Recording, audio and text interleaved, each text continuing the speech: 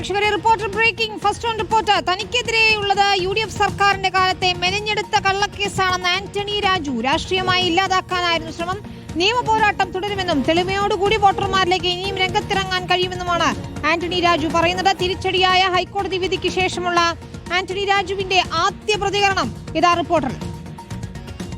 നിയമപരമായ തടസ്സങ്ങൾ മൂലം എനിക്ക് മത്സരിക്കാൻ കഴിയാത്തൊരു സാഹചര്യം ഉണ്ടായിരുന്നു. MLA എന്നുള്ള നിലയ്ക്കുള്ള കഴിഞ്ഞ 5 വർഷത്തെ പ്രവർത്തനങ്ങളിൽ നിങ്ങൾ നൽകിയ പ്രോത്സാഹനം, പിന്തുണ, സഹായം, സഹകരണം ഒരിക്കലും ജീവിതത്തിൽ മറക്കാൻ കഴിയാത്തതാണ്. UDF സർക്കാർ ഭരണത്തിലിരുന്ന കാലഘട്ടത്ത് മെനഞ്ഞെടുത്ത ഒരു കള്ളക്കേസിൽ എന്റെ രാഷ്ട്രീയമായി എന്നെ തകർക്കാൻ UDF ഗവൺമെന്റ് ഉണ്ടാക്കിയ കള്ളക്കേസിൽ പെടുത്തിക്കൊണ്ട് എന്നെ നിയമപരമായി ഇന്ന് മത്സരിക്കാൻ കഴിയാത്ത ഒരു സാഹചര്യമാണ് ഉണ്ടാക്കിയിരിക്കുന്നത്. നിയമപരമായ പോരാട്ടം ഞാൻ തുടരും, സത്യം ജയിക്കും.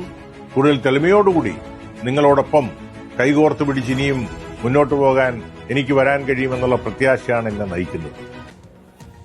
റഹീസ് റഷീദാണ് ചേരുന്നത്. റഹീസ്, ഇപ്പോൾ വലിയ രീതിയിലുള്ള നമുക്കറിയാം തിരിച്ചടിയാണ് ആന്റണി രാജുവിന് നേരിട്ടത്. മത്സരിക്കാൻ കഴിഞ്ഞില്ല. അതിനുശേഷം നമ്മളൊക്കെ പ്രതികരണം തേടുമ്പോഴും അദ്ദേഹം പ്രതികരിക്കാൻ തയ്യാറായിരുന്നില്ല.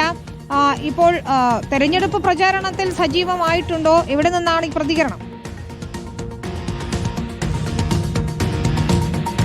വിനീത, 2 കാര്യങ്ങളാണ് ആന്റണി രാജുവിന്റെ പ്രതികരണത്തിലുള്ളത്. ഒന്ന്, ഈ അടിവസ്ത്ര കേസിൽ ഹൈക്കോടതിയിൽ നിന്ന് തിരിച്ചടി കിട്ടിയതിനു ശേഷം ആദ്യ പ്രതികരണമാണ് അദ്ദേഹം നടത്തിയിരിക്കുന്നത്.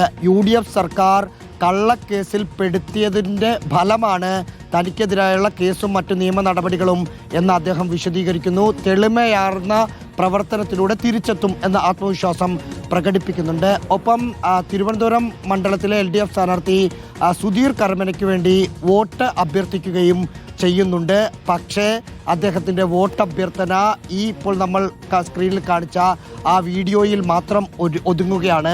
ഇന്നലെ സുധീർ കർമ്മനയ്ക്ക് വേണ്ടി ആന്റണി രാജു പ്രചരണത്തിന് ഇറങ്ങുന്നില്ല എന്ന വാർത്ത നമ്മൾ പുറത്തുവിട്ടിരുന്നു. അതിന് പിന്നാലെയാണ് CPM നേതൃത്വം കൂടി ഇടപെട്ട് ഇത്തരത്തിലൊരു വീഡിയോ ചിത്രീകരിച്ച് പുറത്തുവിട്ടിരിക്കുന്നത്. ഇന്നലെ മണ്ഡലം കൺവെൻഷൻ ഉണ്ടായിരുന്നു. ആ മണ്ഡലം കൺവെൻഷനിലും അദ്ദേഹം പങ്കെടുത്തില്ല. മിനിഞ്ഞാന്ന് നോമിനേഷൻ ഉണ്ടായിരുന്നു, അതിലും പങ്കെടുത്തില്ല. 2 പ്രധാന പരിപാടികളിൽ പങ്കെടുക്കാത്ത ആന്റണി രാജു ഇനി പ്രചരണത്തിന് ഇറങ്ങുമോ എന്നതാണ് അറിയേണ്ടത്.